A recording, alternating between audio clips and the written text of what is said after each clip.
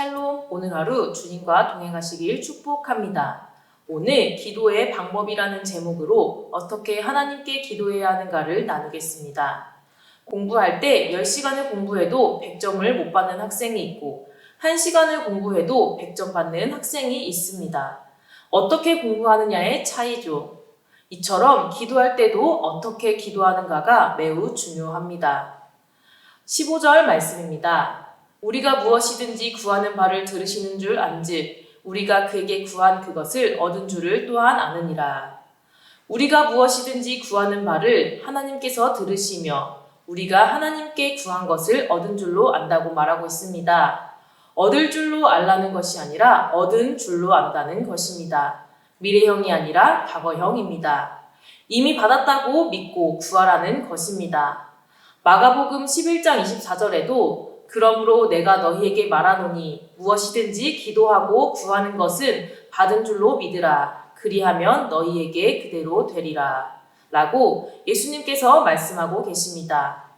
요즘 결혼에 관한 얘기를 많이 듣는데요. 우스갯소리로 내 남자친구는 아프리카에서 걸어오고 있어. 내 여자친구는 아직 안 태어난 거야 라고 이야기하는 사람들이 있습니다. 아직 만날 때가 되지 않은 것뿐이지 내 짝이 영원히 없는 것이 아니라는 말이죠. 얼마나 멋진 믿음입니까? 기도도 이와 같습니다. 우리가 기도하기도 전에 하나님은 이미 우리에게 주실 응답을 준비해 두셨고 우리가 기도할 때 우리에게 그 응답을 보내셨습니다. 다만 그 응답이 우리에게 도달할 때가 하나님이 보시기에 가장 좋은 때이기에 아직 우리 눈에 보이지 않는 것입니다. 그렇지만 하나님께서 보내신 응답이기에 절대로 배달 사고가 나지 않습니다. 언젠가 반드시 나에게 도착합니다. 그렇다면 그 응답이 내게 주신 응답일까요? 아닐까요? 맞습니다. 하나님께서 내가 한 기도에 이미 응답하신 것입니다. 우리가 기도할 때 이미 받은 것입니다. 이러한 믿음으로 우리가 하나님께 구해야 합니다.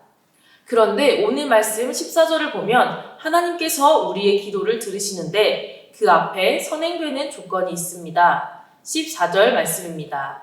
그를 향하여 우리가 가진 바 담대함이 이것이니 그의 뜻대로 무엇을 구하면 들으심이라. 바로 그의 뜻대로 구하라는 것입니다. 무엇이든지 우리의 구하는 바를 하나님께서 들으시는 것을 알고 우리가 구한 그것을 이미 얻음을 아는 믿음을 가지고 기도하되 먼저 하나님의 뜻대로 구해야 한다는 것입니다.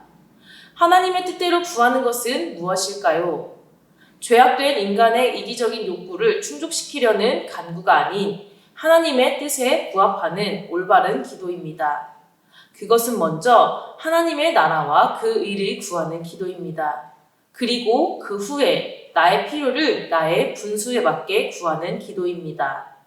야고보서 4장 3절에 구하여도 받지 못함은 정욕으로 쓰려고 잘못 구하기 때문이라 라고 말하고 있습니다.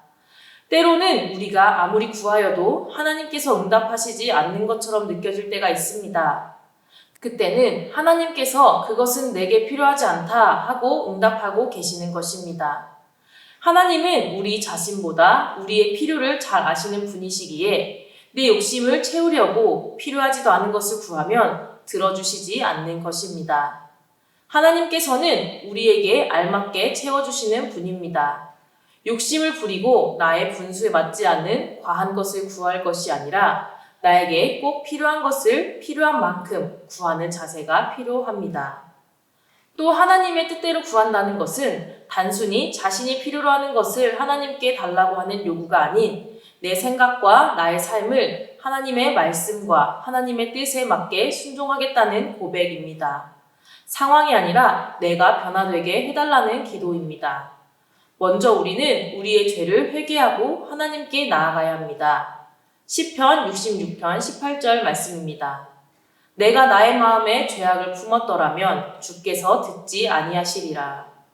다윗이 고백한 것 같이 하나님은 거룩하신 분이고 그분의 앞에는 죄를 가진 우리가 나아갈 수 없습니다. 그러나 하나님께서 우리를 사랑하사 예수 그리스도를 보내주셔서 우리의 죄를 대속하셨습니다. 그렇기에 우리는 하나님의 뜻에 따라 예수님의 보혈을 힘입어 먼저 우리의 죄를 회개하고 정결하게 하나님께 나아가야 합니다. 그렇다면 우리가 가장 쉽게 짓는 죄는 무엇일까요? 그것은 바로 사랑하지 않는 것입니다. 우리가 서로 사랑할 때 주께서는 우리의 기도를 들어주십니다. 요한일서 3장 21절에서 23절 말씀입니다. 사랑하는 자들아, 만일 우리 마음이 우리를 책망할 것이 없으면 하나님 앞에서 담대함을 얻고 무엇이든지 구하는 바를 그에게서 받나니 이는 우리가 그의 계명을 지키고 그 앞에서 기뻐하시는 것을 행함이라. 그의 계명은 이것이니 곧 그 아들 예수 그리스도의 이름을 믿고 그가 우리에게 주신 계명대로 서로 사랑할 것이니라. 우리가 하나님의 계명을 지키면 구하는 바를 받는다고 하고 있습니다.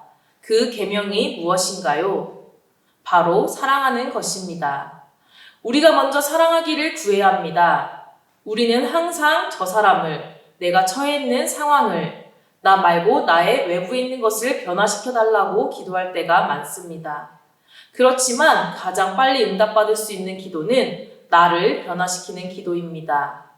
우리가 나의 마음을 변화시켜 달라고 기도할 때 우리는 이미 응답받았기 때문입니다. 어떤 사람을 정말 싫어하는지 아닌지를 판단할 수 있는 기준이 무엇인지 아시나요? 그 사람이 밥 먹는 모습이 꼴보기 싫으면 그 사람이 정말 싫어진 거라고 합니다. 그런 사람이 있다고 생각해 볼까요? 정말 밉고 싫고 하는 행동이 다 마음에 들지 않아서 하나님께 기도합니다. 하나님, 저 인간을 제 눈앞에서 치워주세요. 제 기도에 응답하실 줄 믿습니다. 하나님께서 응답하십니다. 안 된다. 그렇지만 우리는 계속해서 미운 사람이 눈앞에 있어서 응답받지 못한 줄 알고 하나님, 왜 제 기도를 들어주시지 않나요? 하고 원망하며 기도합니다. 그러다가 마음을 바꿔서 하나님, 비록 밥 먹는 모습도 마음에 들지 않는 저 사람이지만 제가 저 사람을 미워하지 않고 하나님의 사랑으로 품게 해주세요 라고 기도한다면 하나님께서는 이미 내가 그 기도를 들어주었다 라고 응답하십니다.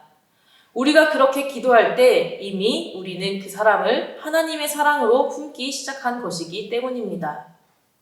실이 바늘길을 어렵게 통과하여서 보는 세상은 바늘길을 통과하기 전의 세상과 똑같습니다. 바뀐 것은 이 실이 바늘길을 통과했느냐, 통과하지 못했느냐의 차이일 뿐이죠. 하지만 바늘길을 통과하지 못한 실과 바늘길을 통과한 실이 할 수 있는 일에는 하늘과 땅만큼의 차이가 있습니다. 미운 사람을 사랑하는 것은 어려운 일입니다. 하지만 그 기도를 시작했을 때 우리는 바늘길을 통과한 실이 되는 것입니다. 사랑하는 청함의 성도 여러분, 우리가 무엇이든지 구하는 바를 하나님께서 들으시며 우리가 하나님께 구한 것을 얻은 줄로 아는 믿음으로 기도하시길 바랍니다. 무엇보다 우리의 기도 제목들이 하나님의 뜻에 합한 하나님이 기뻐하시는 기도의 제목이 되길 원합니다.